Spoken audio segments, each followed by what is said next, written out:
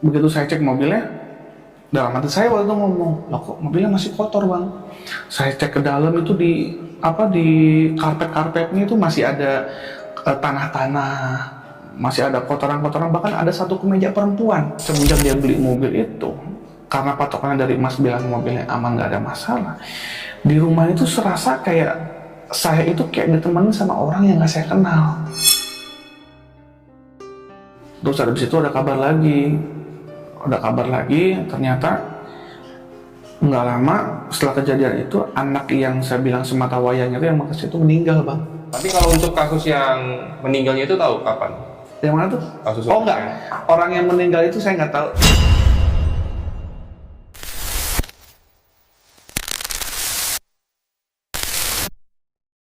Assalamualaikum warahmatullahi wabarakatuh. Selamat malam warga bumi. Balik lagi bersama gue Jonaria di Titik Koma.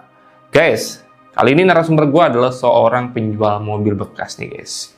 Dan katanya orang itu baru pertama kali ngalamin kejadian horor setelah dia beli salah satu unit mobil dari pelelangan nih guys. Yang penasaran sama kisahnya, langsung aja kita sapa narasumber kita. Di depan gue ini udah ada Bang Ega. Halo Bang Ega. Halo abang. Aduh, alhamdulillah ya Bang ya, makasih udah datang kemari Bang ya. Sama-sama. Jauh-jauh dari mana nih tadi datangnya? Dari Tambun. Dari Tambun ya? Bekasi. Subhanallah, jauh banget nih dari Tambun nih. Bang Ega, Ya. lagi sibuk apa nih sekarang nih Bang Ega? Sekarang sih paling saya masih seputar profesi lah bang ya. Luar profesi? Jadi saya ini punya profesi jual beli mobil bekas. Jual beli mobil bekas? Jual beli mobil bekas. Oke. Dok, jadi nanti kalau kita cari mobil kesini aja gitu ya? Yap. Oke. Bang Ega, Ya. hari ini mau cerita apa nih? Saya mau cerita pengalaman saya gitu. Saya jual beli mobil, terus saya punya satu stok kendaraan saya, yang mana kendaraan ini ternyata ada mistisnya, dan itu juga di luar perkiraan saya gitu. Kayak gitu. Dan Maksudnya ada misisnya apa nih? Plusnya apa nih? Penasaran nih Bang nih. Dan gue yakin juga teman-teman di rumah penasaran mau denger cerita dari Bang Ega. Miring. Jadi sebelum kita masuk ke cerita, gue mau ngajak kalian yang tentunya punya kisah-kisah menyeramkan. Kalau kalian mau jadi narasumber seperti Bang Ega, kalian bisa langsung aja DM ke Instagram pribadi gue atau Instagramnya Titik Koma. Jadi kalau mau nyari mobil kesini, jangan kesini ya. Oke, teman-teman. Kalau udah penasaran, langsung aja kita dengar kisah lengkapnya hanya di Titik Koma. Shh, hati-hati teman.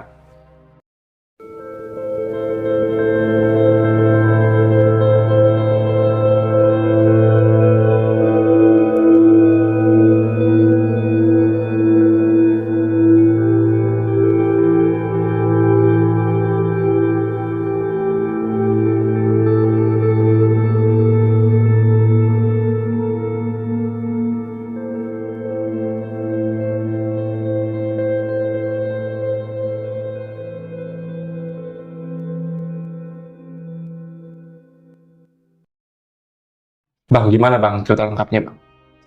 eh jadi kan saya punya usaha jual beli mobil bekas ini kurang lebih sekitar 8 tahunan lah ya. Udah berjalan 8 tahun. Nah, sekitar tahun 2018 menjelang 2019 lah, ada satu kejadian yang memang awalnya pun saya nggak percaya gitu kan. Saya sempat nggak percaya kalau ternyata ada satu stok mobil saya itu yang memang di mobil itu pernah ada kejadian yang saya juga nggak tahu lah gitu kan. Seperti ya, saya kayak biasalah menjalani rutinitas pedagang pada umumnya. Saya seorang pedagang mobil, saya belanja mobil buat stok dagangan, lalu saya jual lagi. Biasanya itu ya, asumsi saya stoknya itu sekitar 2-3 bulan juga laku lah. Saya nggak pernah lama gitu, jual nggak pernah lama. Dan pembeli saya itu kebanyakan dari pedagang malahan. Jadi yang saya jual juga harga grosir lah. Nah, tahun 2018 saya pernah dapat satu mobil. Satu mobil itu, mobilnya Suzuki Katana. Tahun 2002, mobil lama. Itu saya dapat dari salah seorang maklar, dan singkat cerita saat itu saya diinfokan sama maklar, Pak, mau mobil nggak, ada nih murah buat stok. Mobilnya juga mobil hobi nih, abang kalau ngambil bisa margin tinggi, karena kan buat hobi biasanya lebih tinggi ya bang, hobi itu lebih tinggi. Akhirnya saya dibawa ke tempat itu dan kita datanglah ke tempat pelelangan mobil. Saya datang ke pelelangan mobil, menurut saya lihat mobilnya cukup dandannya nggak banyak, terus juga saya cek mesin segala macam juga aman lah mobilnya gitu kan, karena sebagai pedagang bekas kan, mobil bekas kita memang harus memastikan kan kondisi mobil kita tuh harus sempurna lah gitu, minimal kalau ada dandan ya nggak banyak-banyak banget juga lah. Setelah itu mobilnya saya bawa, setelah itu mobilnya saya cek, terus saya inspeksi, wah ini mobil lumayan lah, kalau saya ambil juga kayaknya bisa margin gede nih gitu kan. Ya paling dandan cuma salon-salon aja sih bang, nggak banyak gitu. Nah setelah itu saya ikut lelangnya, saya menang lelangnya juga mobilnya. Pas banget sebelum maghrib, saya ingat banget. Kejadiannya sebelum maghrib itu saya menang lelang. Setelah menang lelang, mobilnya saya bayar, habis itu saya bawa ke showroom. Ya seperti biasa pedagang pada umumnya gitu kan, mobil datang ke showroom, kita bersih-bersih dulu, terus kita dandanin dikit-dikit gitu kan. Habis itu selesai dari situ, biasa fase selanjutnya saya jual, saya masang iklan. Bisa saya bersihin, saya masang iklan, barulah saya coba promosi lah di berbagai. Dulu kan TikTok belum ini banget ya bang ya, belum sampai sekarang gitu kan. Jadi dulu paling saya coba jual lewat Twitter, Instagram, sama iklan di salah satu platform iklan lah gitu. Nah suatu ketika yang bikin saya aneh dengan mobil ini, sebenarnya nih saya awalnya tuh menyikapinya di tempat yang nggak percaya nih bang ya. Sebelum saya tuh sama hal-hal kayak gitu kayak agak nggak percaya gitu. Cuman setelah saya ngalamin kayak gini kayaknya, aduh kok bisa gitu kayak gitu, kok bisa percaya gitu. Jadi mobil itu suatu ketika saya di showroom, sebelum saya jual itu kayak biasa memang saya harus dandanin mobil dulu. Nah terus juga saya ada satu kejadian yang memang menurut saya ini nggak umum pada mobil itu. Jadi begitu mobil datang, biasanya saya itu akan telepon orang salon saya, orang yang biasa kerjasama dengan saya, namanya Wardi. Saya bilang, Wardi, biasanya ke showroom jam sekian, salon mobil, tolong cepet ya, soalnya besoknya mau naik iklan di mobil gitu kan. Bilang sama si Wardi. Oh iya bang, siap. Nah dia itu kalau saya suruh nggak pernah nolak, mau jam berapapun oke bang gitu kan. Nah setelah saat itu saya panggil dia di suatu waktu buat datang ke showroom. Bang yang mana mobilnya bang? Yang ini bang. Yang ini bang? Iya yang ini. Kok perasaan saya nggak enak ya bang? Gitu. Loh, nggak enak kenapa? Kayak biasa lah udah. Salon aja kayak biasa. Ya udah, amannya di salon. Setelah menurut dia itu salonnya udah selesai lah bang. Karena lumayan lah saya suruh datang setelah zuhur. Habis itu pas maghrib harusnya udah kelar dong. Nah pas asar itu saya ngecek. Saya tuh punya perasaan kok nggak enak ya. Setelah asar saya cek lah mobil itu. Begitu saya cek mobilnya, dalam hati saya waktu itu ngomong, loh kok mobilnya masih kotor bang. Saya cek ke dalam itu di karpetnya itu masih ada tanah-tanah, masih ada kotoran-kotoran, bahkan ada satu kemeja perempuan. Ada satu kemeja perempuan yang anehnya itu di kemeja perempuannya itu banyak banget penitinya bang. Terus saya nggak ngerti tuh kan. Karena pada saat saya beli, ya udah pasti saya clear semua dong bang. Sebelum saya bayar ya pasti saya pastiin mobil dulu nggak ada kotor apa nggak ada apa gitu kan. Nah setelah itu saya tanya dong, bilang Di, lu gimana sih? Dalamannya kan gue bilang salon juga, jangan cuma eksterior doang, interior juga. Lah udah bang, udah gimana? Itu kejadian setelah zuhur, pas abis asar saya cek, lah ini masih ada kotor tuh, lihatin kotor. Saya juga bingung bang. Dia bilang kenapa kok kayak gini ya? Oh, ini udah saya salon kok barusan, udah saya bersihin, udah saya vakum juga. Bahkan ini dia bilang udah mau final, udah mau kelar. Lah ini buktinya kamu lihat sendiri. Ini masih kotor. Aduh, udahlah sampai saat itu akhirnya malam itu kita udah nggak mau, karena kondisi kan sore bang ya, sore, dan biasanya itu jam 5 kami udah tutup. Ya udah besok kita lanjutin lagi ya bang. Saya bilang gitu sama si Wardi. Ya udah bang, besok saya kasih lagi. Nah, akhirnya tiba besok situ dia ngejanjiin katanya pagi mau di sini. Ternyata dia nggak ada. Saya telepon nggak diangkat. Sore saya telepon yang angkat istrinya. Saya bilang dia datang ya, ngangkat istrinya. Dia bilang, iya bang, saya istrinya Wardi. Oh iya bang, mbak tolong bang bilang bang Wardi suruh ke showroom ya. Udah ditunggu-tunggu dari kemarin soalnya ini mobilnya belum kelar. Mohon maaf pak, bang Wardi sakit tiba-tiba. Dia sakit gitu. Ya karena saya buat itu saya berpikir masih, ya udahlah, namanya orang sakit itu kan biasa gitu kan ya. Ya udah saya panggil lagi beberapa tim yang suka nyalon bang, kayak biasa gitu kan. Saya telepon lagi ada yang lain, Mas Andri, telepon Mas Andri ke showroom ya. Ini ada yang mau di apa, ada yang mau di salon gitu kan, yang mau di salon. Saya tunggu-tunggu di showroom, nggak datang juga. Saya tunggu-tunggu sore ke malam kok nggak datang juga. Saya telepon Mas, datang ke sini ya, jangan lupa. Maaf bang, ada kendala saya di jalan. Entah kenapa bang, setiap saya panggil orang sampai orang ketiga ada aja kendala di mobil itu. Saya juga nggak paham kenapa.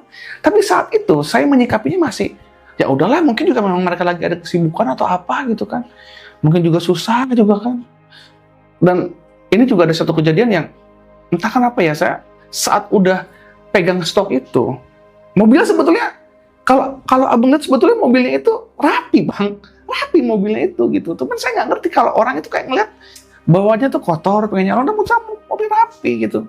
Ada satu kejadian pada saat mobil itu, mungkin saya pikir kalau nyalon, jadi kan showroom saya itu yang ada pelapon yang belakangnya bang ya, atasnya itu, depannya itu kan nggak ada awningnya pas doang. Nah saya pikir, mungkin karena dia di belakang itu ini kali gelap. Akhirnya saya majuin ke depan, berharap supaya dapat cahaya matahari dong pada saat nyalon itu. Nah, ada satu kejadian yang tiba-tiba, jadi di samping showroom saya ini kan depannya ada kebun, ada satu pohon. Saya ngontrak di situ sudah hampir mau 6 tahunan lah. Dan mau hujan segede apapun, di situ tuh pohonnya nggak pernah apa? Apa sih ibaratnya kalau pohon itu? Tumbang. Nggak pernah tumbang, saya lama kok di situ. Dan pernah ada satu kejadian itu hujan yang menurut saya biasa aja, angin juga biasa aja. Tiba-tiba tuh pohon tumbang bang di situ. Ampun, saya bilang, ini ada apa gitu. Nah di situ saya udah mulai curiga sebenarnya, udah mulai rasa-rasa kayak di showroom jam 5 harus udah pulang, tuh saya jam 4 udah pulang gitu. Kayak saya juga ngerasa kayak kok showroom suasananya aneh gitu. Showroom suasananya kok nggak kayak biasanya, nggak enak gitu. Aduh, biasanya saya pulang malam, bahkan kalau tamu juga sampai dini hari baru pulang. Ini kebawaannya jam 4 tuh pengen pulang gitu bang.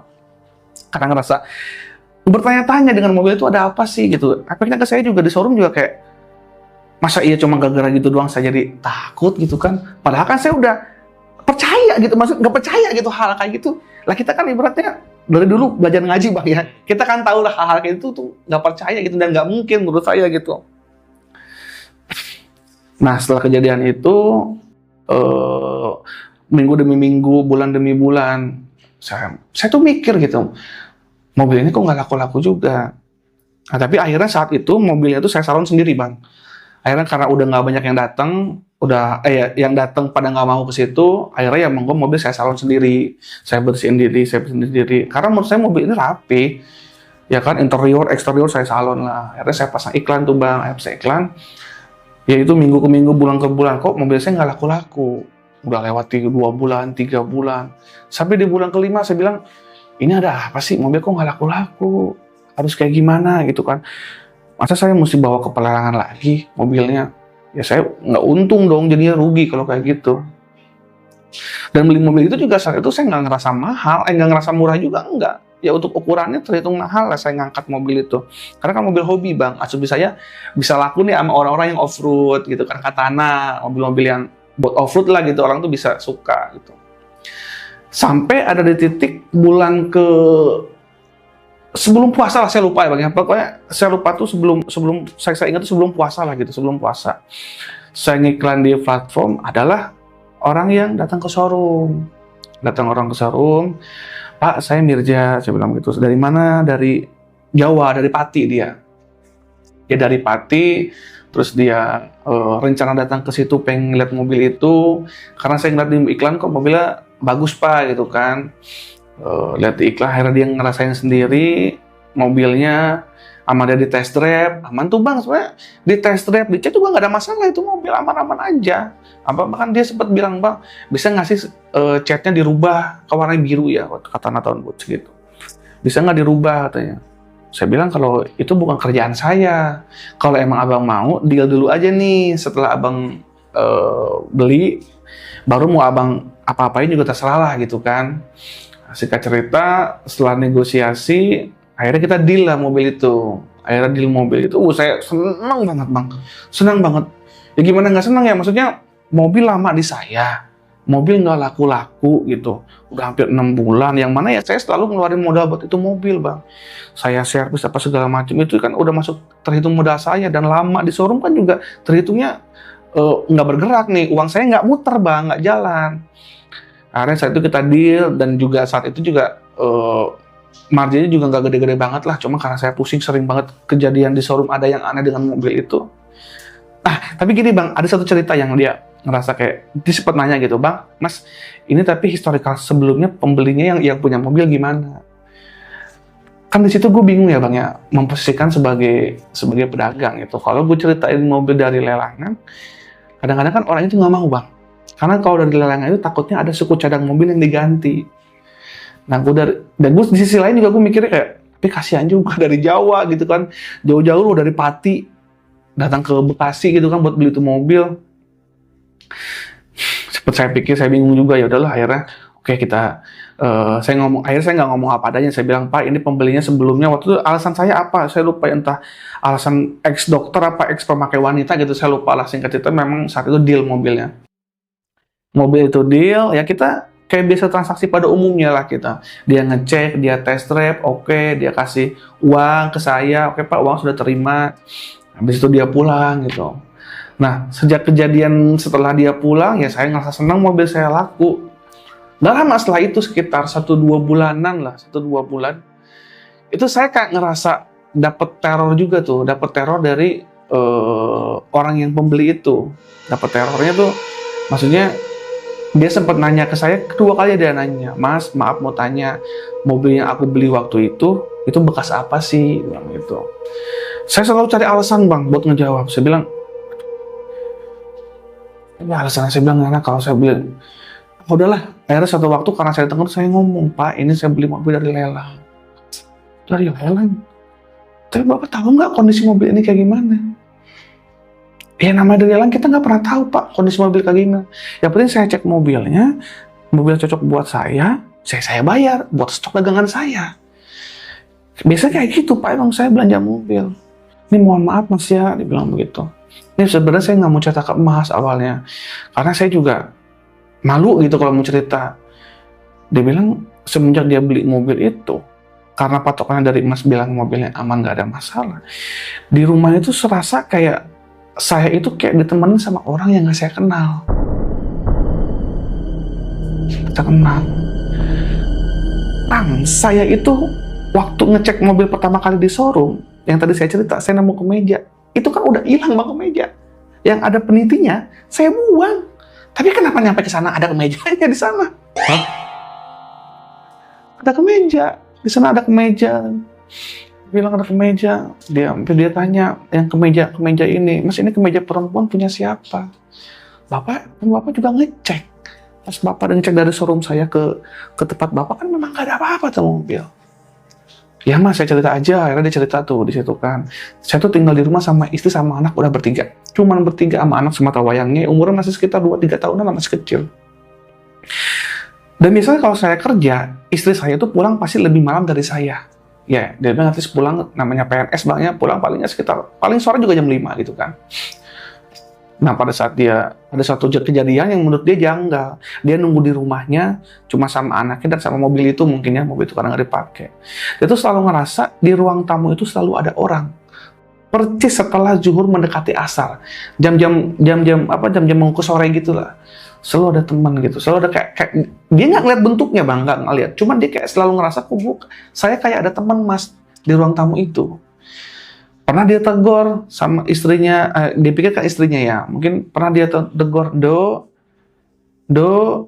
nggak nyaut. Pas begitu dia masuk ke ruang tengah, nggak ada orang, terus juga rapi gitu. Maksudnya kan kalau rapi kan berarti nggak ada orang di situ, gitu kan. Terus sampai terakhir dia bilang pernah Mas waktu takbiran dia bilang begitu, ngerasa juga. Anak saya kayak lagi main berdua sama teman, kayak lagi ada yang ngajak main lah anaknya. Pas dia datang ke situ anaknya nggak ada, padahal anak lagi tidur. Itu juga kejadian yang menurut dia itu baru dialami setelah punya mobil itu. Nah saya pas dia telepon kayak gitu, saya nggak percaya gitu kan, kayak gimana ini ya. Akhirnya saya kasih saran gitu, Pak, coba Pak cari yang yang ngerti, yang ngerti tentang kejadian kayak gitu, Pak. Tapi saya yakin sih itu bukan karena dari saya. Mungkin pada saat bawa ke situ aja ya emang lagi ada problemnya di situ kali, Pak. Nah terus nggak lama kemudian saya nggak ada kabar lagi tuh Bang, lama lah, berminggu-minggu. Terus ada di situ ada kabar lagi, ternyata nggak lama setelah kejadian itu, anak yang saya bilang semata wayang itu yang makasih itu meninggal, Bang. Innalillahi.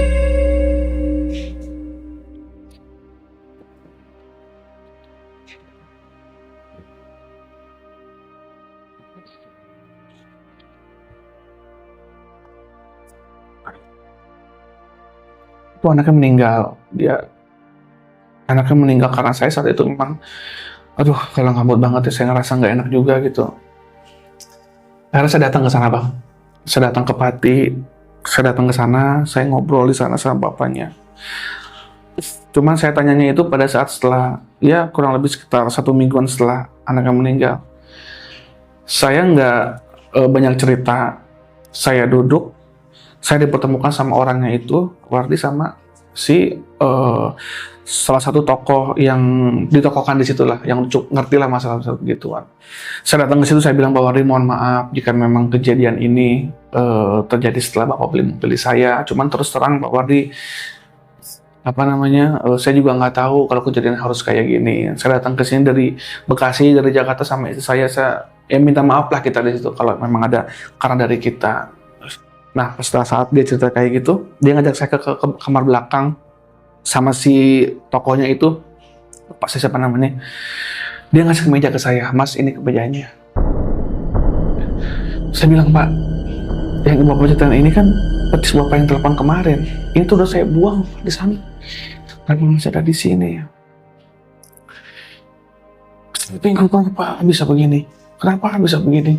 Si ininya juga, si tokoh yang dituakan itu juga ngomong, Bapak tahu nggak historikal yang sebenarnya?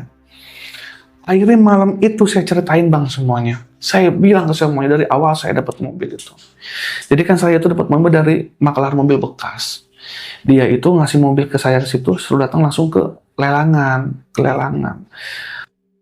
Dan dia cerita, itu saya juga sempat marah, Bang, sama si makelar ini. Dia cerita, si makelar ini sebetulnya tahu historikalnya. Cuma karena dia pengen komisi dari saya, akhirnya dia nggak ngomong kejadian asli itu mobil. Dia ngomong ke saya, Bang, mobil ini sebelum masuk ke lelang, sebenarnya ini mobil bekas olah TKP pemerkosaan. Saya nggak percaya tuh, Bang, awalnya. Saya bilang, di mana? Di daerah Kelapa Gading, di Jakarta. Lah kok olah TKP pemerkosaan bisa dijual? Biasanya kan ada di tempat polisi dong, pasti di tempat yang berwajib. Dia bilang, saya juga nggak tahu, Bang. Mungkin ya dia kerjasama sama pihak lelang ini untuk membantu menjual mobil ini. Ya Allah, saya gemeteran di situ. Ya Allah, saya mesti gimana ini ya? Sementara kan saya belanja mobil yang aman-aman aja, Bang, unitnya nggak pernah kayak gitu-gitu, aman-aman aja. Si yang Ustadz ini, si yang tokohnya itu ngomong baru, Mas, dia pakai bahasa Jawa sih. Saya agak ngerti, teman sedikit besar saya ngerti ya, pakai bahasa Jawa saya nggak paham, tapi saya ngerti intinya. Dia bilang, Mas, di mobil masih ada orang di dalam. Kita kalau orang umum nggak bisa ngelihat, tapi kalau orang-orang yang pintar ini bisa ngerasain di mobil ini. Di mobil ini ada perempuan yang memang saat itu kejadiannya mungkin ya pada saat diperkosa itu dia juga mati di dalamnya. Lalu saya mesti gimana, Pak? Ini orang ini ada keinginan biar mobil balik ke Jakarta lagi, suruh ke lelang lagi. Di situ juga saya makin bingungnya gini, saya itu kan penjual mobil. Masa iya udah saya jual saya balikin lagi? Saya bilang, tapi saat itu karena saya pikir masih di bisnis, saya bilang, ya Pak, nanti saya pikir-pikir dulu deh, bagaimana saya pikir-pikir dulu deh, gitu kan. Nah akhirnya, setelah saya tahu kejadian kayak gitu, setiap saya pulang ke Jakarta, Bang, setiap saya pulang ke rumah, saya selalu merasakan rasa bersalah saya. Saya selalu menghantui rasa bersalah sampai bilang ke rumah, ya Allah, kenapa saya merasakan hal yang sama juga di rumah? Saya usaha jual beli mobil bekas. Istri saya pengacara, jarang ada di rumah. Udah pasti yang namanya orang hukum ya kerja di luar, pengacara di luar. Apa yang dia rasain, saya rasain Bang di rumah. Tiba-tiba ada suara orang lagi rame di ruang tamu. Tiba-tiba ada yang ngetok-ngetok rumah saya juga. Saya cek cuma nggak ada orang. Ya gimana? Kata saya kejadiannya jadi kayak gini Bang. Ya udah, akhirnya alhasil itu mobil. Sekarang saya mikirnya mungkin kejadian dari sana Bang. Akhirnya alhasil itu mobil ya udah saya pulang lagi ke Pati. Saya ambil mobilnya Bang. Itu saya berat banget ngambil itu mobil, saya bawa ke Jakarta, saya bayar dengan harga yang sama dia beli. Saya bayar, saya ambil untung, saya bayar. Akhirnya nyampe Jakarta, saya ngomong sama guru saya juga ya, semua saya ceritain bla bla bla. Akhirnya mobil itu saya jual dan uangnya saya kasih ke musola, uangnya saya uang hasilnya saya jual tuh ya udah saya ini aja lah, saya enggak. Jadi mobilnya memang saya jual lagi ke orang, tapi yang ini saya kasih tahu kondisi mobilnya. Pak begini. Karena yang beli waktu itu juga orang dari luar kota, dari orang Jakarta. Soalnya orang Jakarta kan nggak begitu percaya lah masalah gituan ya. Akhirnya ya udah mobilnya laku, dan uangnya juga nggak saya pakai Bang. Uangnya saya langsung kasih ke musola. Ada ustaznya bilang udah amal aja lah, uangnya buat amal. Gitu. Jadi menurut saya kejadian itu cukup membekas di saya dan nggak akan pernah lupa Bang. Karena selama saya bisnis sudah hampir mau 8 sampai udah lama lah, saya baru itu yang paling mengganjal di saya. Dan setelah kejadian seperti ini kayak ngomong sama diri sendiri gak kayak gitu tuh ada loh. Kitanya aja nggak apa. Gitu. Baik, terima kasih ya sudah mau mampir ya. Ada sedikit yang mau saya tanya nih, perihal si makelar ya. Tadi kan abang ini kan dapat info awal dari si makelar nih, ada mobil yang mau dijual. Nah, abang sendiri tahu informasi tentang histori dari mobil sebelumnya itu setelah di awal-awal apa setelah abang tahu di mana nih? Kalau saya tahu dari awal itu bekas olah TKP pemerkosaan Bang, ya kan kita tahu itu kriminal mobil. Saya pasti nggak mau lah. Tapi tahunya setelah ada kejadian meninggal. Setelah ada kejadian anaknya si pembeli meninggal dan saya telepon orangnya karena saya awalnya dia pun nggak ngaku Bang, saya tekan terus, lu dari mana dapat mobil itu, dari mana, dalam itu dari mana? Akhirnya dia ngomong kejadian kayak gitu. Ya udah, namanya maklar kan nggak akan tanggung jawab Bang. Betul. Yang penting dia kok saya beli mobil, saya dapat mobil, saya kasih uangnya, dia pun saya kasih komisi, udah selesai dia urusan begitu. Lah saya kan beban yang jual mobil. Saya ketemu orang pembeli, saya mesti ibaratnya nego sama orangnya, gitu, kayak ngejaga after sales-nya gitu kayak gimana. Dia itu. Berarti ini kasus kejadian pertama nih, kegocek sama makelar. Ya, kegocek sama makelar. Cuman ya maksudnya ya Allah, di luar prediksi lah gitu, ternyata ada gitu hal-hal kayak gitu dan saya ngerasain sendiri. Oke. Gitu Bang. Oh, mobil Katana lagi ya. Mobil off-road. Iya, mobil off-road ya. Keren tuh mobil Bang. Aduh, saya udah nggak mau tahu mobil itu di mana lagi. Kejadiannya di 2018. Tapi kalau untuk kasus yang meninggalnya itu tahu kapan? Yang mana tuh? Kasus enggak. Orang yang meninggal itu saya nggak tahu. Yang meninggal di dalam itu saya nggak tahu. Saya tahunya mobil itu udah kondisi begitu aja. Oke, sekali lagi Bang Angga, terima kasih banyak ya Bang ya. Dan lagi-lagi dengan adanya kisah ini bukan mau mengungkit kisah lama sih, tapi semoga ada hikmah yang selalu bisa diambil dari setiap kisah yang dikisahkan oleh narasumber kita pada hari ini. Ambil sisi positifnya, buang sisi negatifnya, dan semoga ada pembelajaran lah ya buat kita lah ya, agar untuk berhati-hati terhadap makelar tentunya. Makelar. Tapi pokoknya intinya harus lebih teliti lagi Bang ya. Tapi kapok gak tuh kerja sama makelar itu lagi? Enggak Bang, kalau jujur saya makelar banyak ya? Dan itu pun yang ngebantu saya jualan lebih banyak dari makelar. Cuma kan kita mesti nge-screening tuh makelar yang benar-benar tuh yang mana sih yang lagi lah ya, iya. Nggak mungkin saya tinggalin juga makelar. Iya. Karena rezekinya dari situ juga. Iya, dapatnya dari situ rezekinya. Sekali lagi makasih banyak buat Bang Ega. Sama-sama. Bang, Katana harganya berapa? Katana itu tergantung ya. Kalau bahan sih 20 juta dapat. 20? Bahan ya? Bahan. Kalau yang udah jadi itu? Yang udah jadi dari sekitar start 60-an. 60 ya? 70. Mobil yang saya jual itu harusnya tuh saya jual 70-an. 70. Saya beli tahu Bang? 22. Saya danain itu nggak banyak. Artinya kan saya harusnya bisa margin 2 kali lipat tuh Iya. kalau untuk segitu, makanya saya mau kan. Biasanya kalau hobi, apalagi kalau udah suka, Iya. orang pasti bakal mau bayar. Pasti bang. Dan kalau mobil hobi orang jarang nego, Jangan nego ya. jarang nego, paling nego bensin lah. Udah mobil hobi itu orang udah tahu sendiri pasarannya sekian. Oke. Tapi sekarang untuk saat ini, abang buka showroom dari mana? Jadi bening, Jati Bening. jadi bening, Bekasi. Second semua tuh ya? Mobil bekas semua, Buka semua ya. mobil bekas semua. Unit sekarang banyak nih. Unit nggak terlalu banyak itu kan karena saya jual ke pedagang semuanya. Jadi saya paling stok ya 6-7 lah. Yang penting mobil berputar aja, pasin. Tapi kalau untuk yang orang biasa bisa dong beli kan? Bisa. Justru kalau orang pemakai biasa yang beli di saya itu pasti dapat murah. Karena kan dapat harga pedagang. Berarti kalian tahu nih kalau nyari mobil yang murah kemana nih? Kan ke Bang Ega. Bang Ega sekali lagi terima kasih banyak. Ya, Semoga bagian- sehat dan berkah selalu Bang ya. Ya. Oke, terima kasih banyak juga buat warga bumi yang sudah nonton dari awal sampai akhir. Dan lagi-lagi gue mau ngajak kalian tentunya yang punya kisah-kisah horor. Kalau kalian mau jadi narasumber seperti Bang Ega, kalian bisa langsung DM ke Instagram pribadi gue atau Instagramnya _. Dan akhir kata gue Jonaria dan Bang Ega pamit undur diri. Assalamualaikum warahmatullahi wabarakatuh.